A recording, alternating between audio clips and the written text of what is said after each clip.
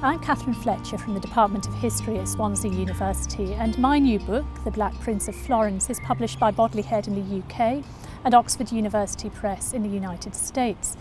It's the story of a man called Alessandro de Medici who, in the 1530s, became ruler of Florence.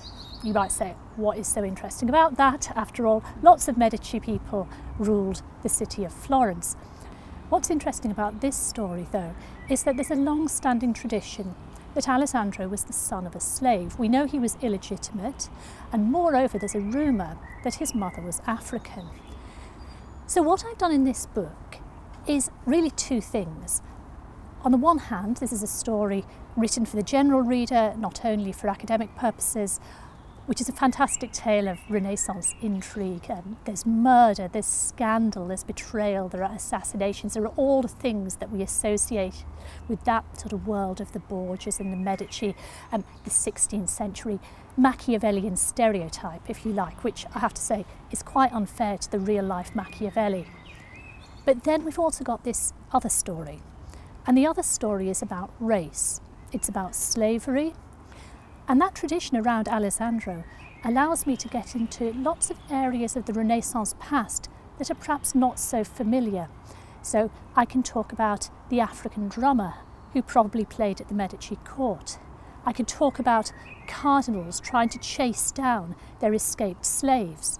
We probably don't normally think about Renaissance Italy as a place that had slavery, but it did.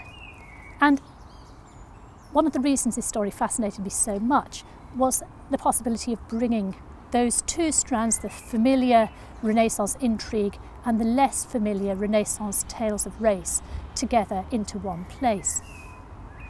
It's also a story with some characters that may well be familiar to you.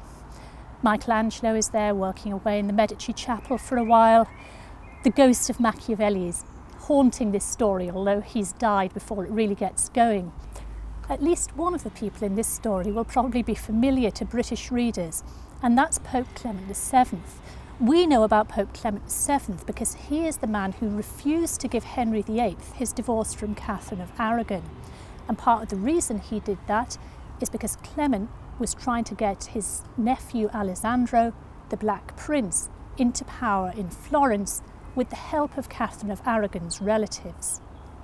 So one of the things I really enjoyed about writing the book was being able to experiment with different narrative styles. So for example, I open with a retelling of Alessandro's assassination. That story has been told lots of times and it's a really important part of his mythology, but it was fun to write it for myself.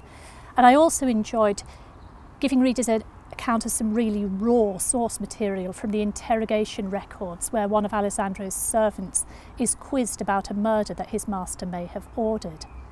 It's been a wonderful book to write because it gives me the opportunity to bring together these wonderful stories, and I hope to bring them to a new audience for Renaissance history, people who perhaps would have thought this is not really for me, but who might be convinced by an exciting tale of both intrigue and the new perspective on race and slavery to think anew about this topic.